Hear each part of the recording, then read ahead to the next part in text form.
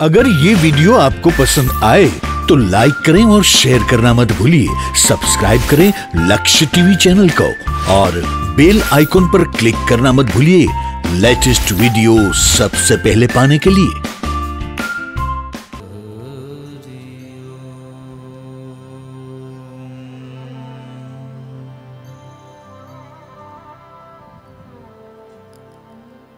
स्वस्ते श्री गणेशाय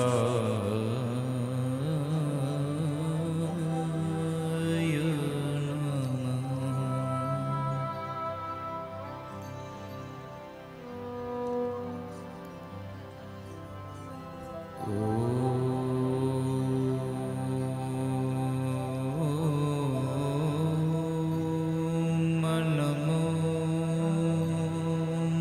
भगवते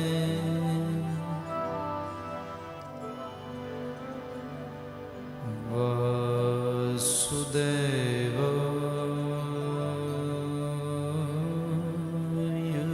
नमः।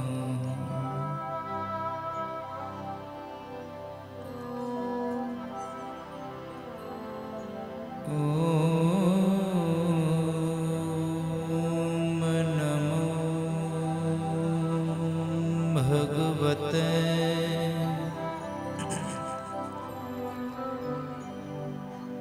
तं शरणं प्रपद्ये।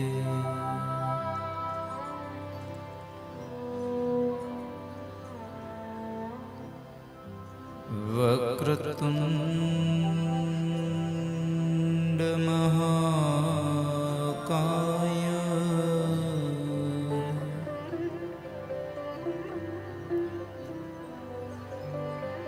सूर्यकोटि समप्रभ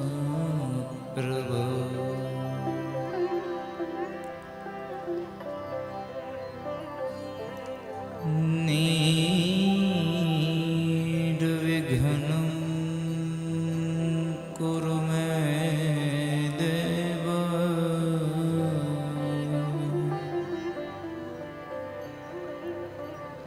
सर्वकार्येषु सर्वदा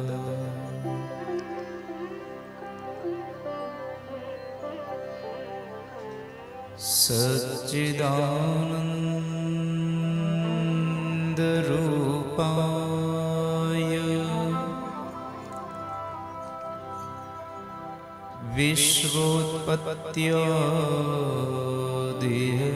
विश्वोत्पत्त्यादिहेतवे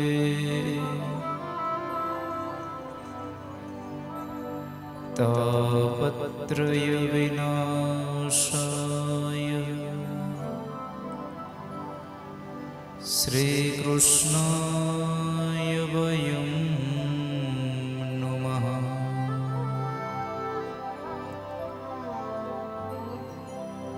ध्यानमूलं गुरुर्मूर्ते पूजामूलं गुरुर्पदम्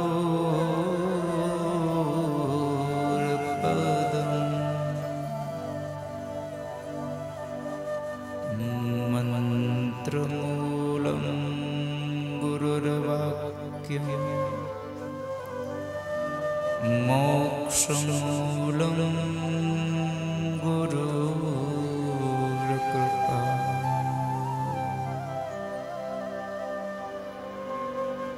आइए हनुमन्त विराजिए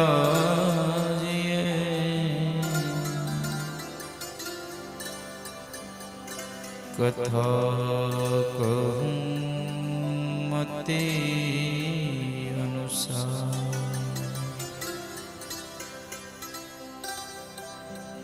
प्रेम सहित गादी धरऊ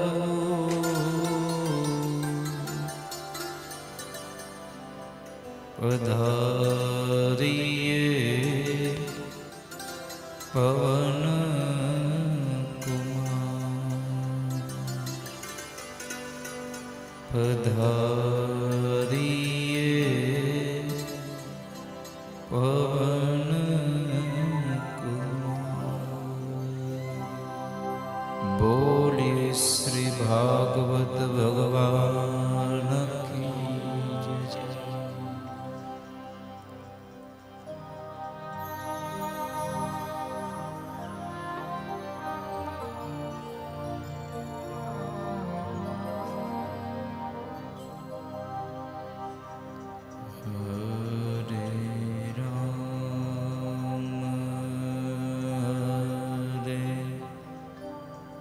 कृष्ण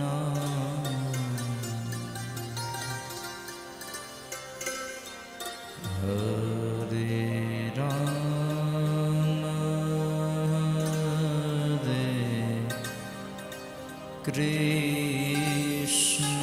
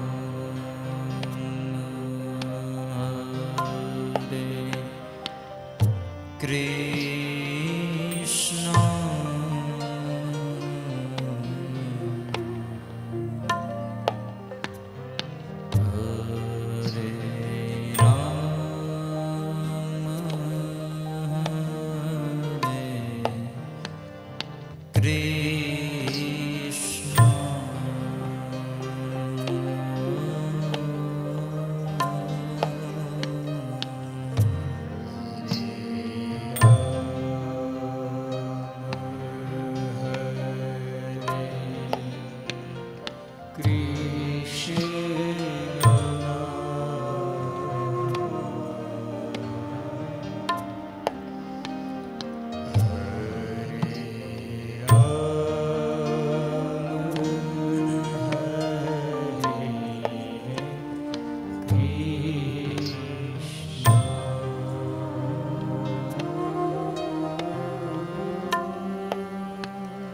हरे राम हरे